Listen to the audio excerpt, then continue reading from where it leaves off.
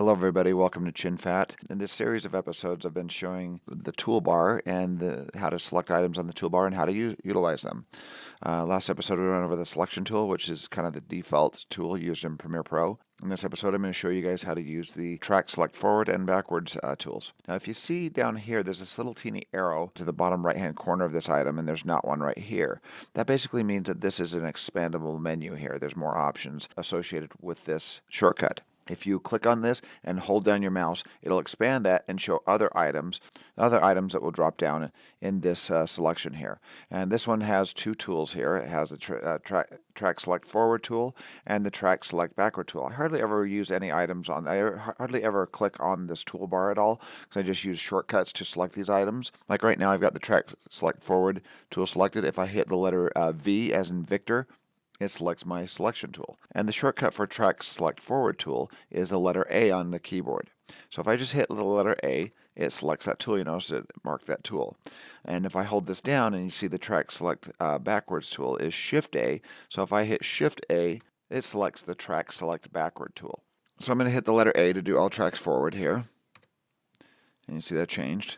Now if I move down on my timeline here, if we move through the timeline, we find that we want to select maybe from here forward. That's what this tool does, and it selects all the tracks forward actually from this very tippy top arrow right there. From the very tip of that forward is where it will select. So if I move this just past the edit, just barely past the edit right there, and I click, it selects from this point forward all the tracks. So if you need to move a block of tracks or need to just even move a couple tracks, you can use the all track forwards here. So even if I'm zoomed up on my timeline here, I hit plus to zoom up, -1 time here so I can see these over here. Let me deselect. Deselecting is Control Shift A. It selects everything on your timeline. I move my mouse right over this little clip right here and click, and it selects all the tracks forward.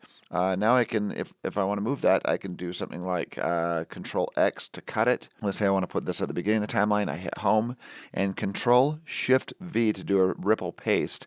Control Shift V or Command Shift V on a Mac, and V as in Victor to do paste. It'll paste it and ripple everything down and shove that inside there. Undo that. Undo.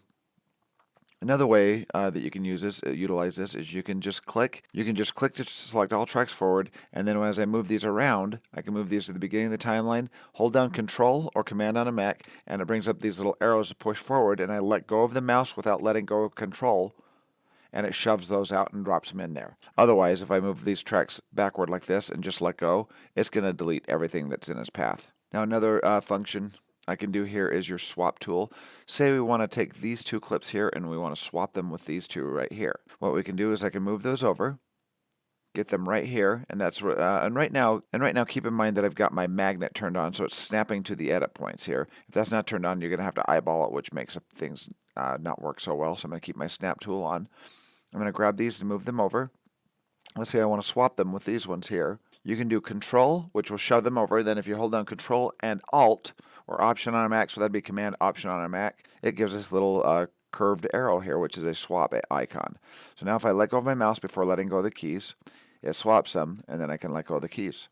To select tracks backward now would be Shift A as a shortcut, and notice it select all tracks backwards, and now it will select wherever I put the tippy top of this arrow here and click, it'll select all the tracks backward from there. So especially if you got a really big timeline and you want to select tracks forward or backward, this is a very helpful tool. Now I can just grab these, move them around, and I can just grab these, select from here forward and drag them over, and let's say I want to swap them with this clip right there. I can hold down Control, Alt, and there's my little swap tool that pops up. Let go of the mouse first before the keys, and I just swapped those, and it didn't ripple, didn't leave a space on the timeline. It just did a little swapperoonie. Just did a little swap there, and there we go. All right, the next episode I'll be going over the ripple edit, the roll edit, and the rate stretch tool.